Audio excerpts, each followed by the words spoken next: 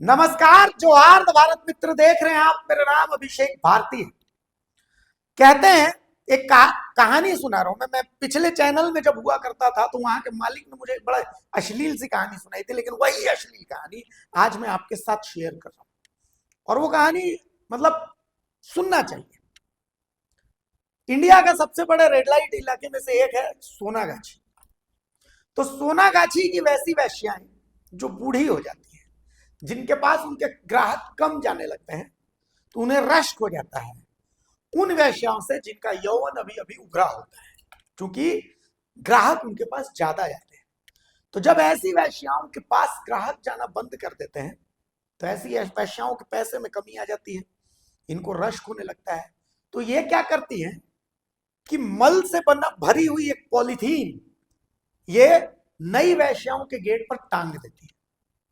और जब ग्राहक इनके गेट पूरा जो नई वेश्याएं होती है उनके गेट को धक्का देता है तो मल गिर जाता है, ग्राहक के हाथ में लग जाता है और ग्राहक गाली गलौज करने लगता है नई वेश्याओं को।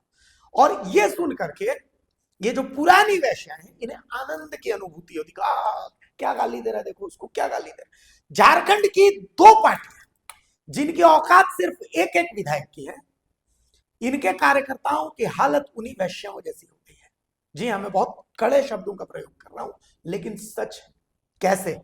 मैं आपको एक स्क्रीनशॉट दिखाता हूं। स्क्रीनशॉट में एक आजसू पार्टी के समर्थक हैं, वो लिखते हैं, ये टारगेट जेल गेम की तरफ होता है कि भाई इस पार्टी में, और जयराम को झांसाराम लिखा गया कि भाई इस पार्टी में और इस नेता के इर्द गिर्द जो है नचनिया बजनिया और इन शब्दों का प्रयोग किया गया है। जब वो ऐसे शब्दों का प्रयोग करते हैं तो हम भी वैश्या जैसे शब्दों का प्रयोग अगर कर रहे हैं तो कुछ गलत नहीं कर रहे कि भाई इस संपर्क करें नचनिया बजनिया के लिए इस पार्टी से। खैर, अब इसके बाद इस पार्टी ने उसके भी एक कदम आगे चली गई। इन्होंने आजसू पार्टी के सुप्रीमो की पत्नी की फोटो के साथ कुछ आपत्तिजनक करना चालू कर दिया।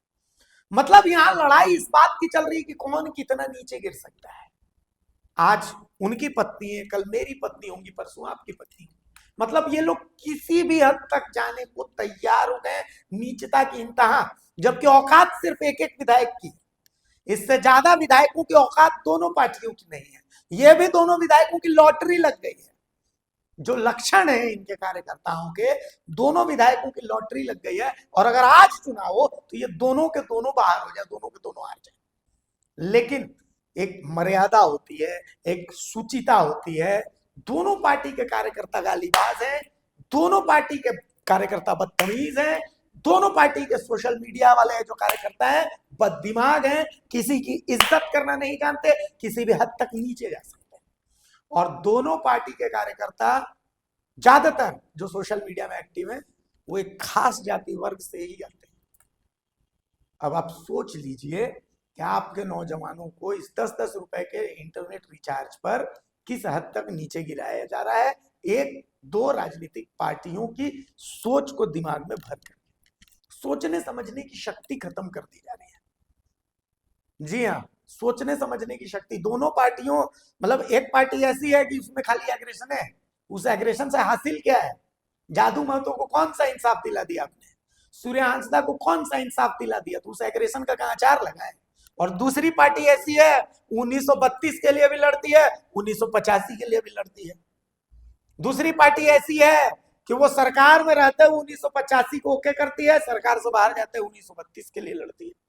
वो पार्टी गठबंधन भी करती है उस पार्टी के साथ जिस पार्टी के मुख्यमंत्री रहते हुए जो ओबीसी आरक्षण उसी को खत्म कर दिया गया। भाई ओबीसी आरक्षण उसी का आता है और उसी के साथ गठबंधन करती है, और फिर उसी पार्टी के विधायक बाहर में तख्ती लगे बैठते हैं कि ओबीसी आरक्षण बढ़ाया जाए। तो कुल मिलाकर के दोनों पार्टियां आप लोगों को नहीं समझती हैं, ठीक है। और अगर आप पार्टी विशेष के चक्कर में एक दूसरे से संबंध खराब कर रहे हैं तो आप हैं, ठीक है। तो कुल मिलाकर के आप तय कर लीजिएगा आप क्या है, लेकिन आपको बनाया जा रहा है और बहुत बुरे तरीके से बनाया जा रहा है। आज वहां पर किसी के घर की बेटी को नचनिया बजनिया बताया जा रहा है, किसी के घर की पत्नी को, बीवी को, बहू को किसी के आपत्तिजनक फोटो में लगाया जा रहा है। तो कल मेरी भी आपकी भी उसके लिए भी अब तैयार रहिएगा। तो जब अपना लगेगा तो छन छन आएगा, ये बात याद रखिए।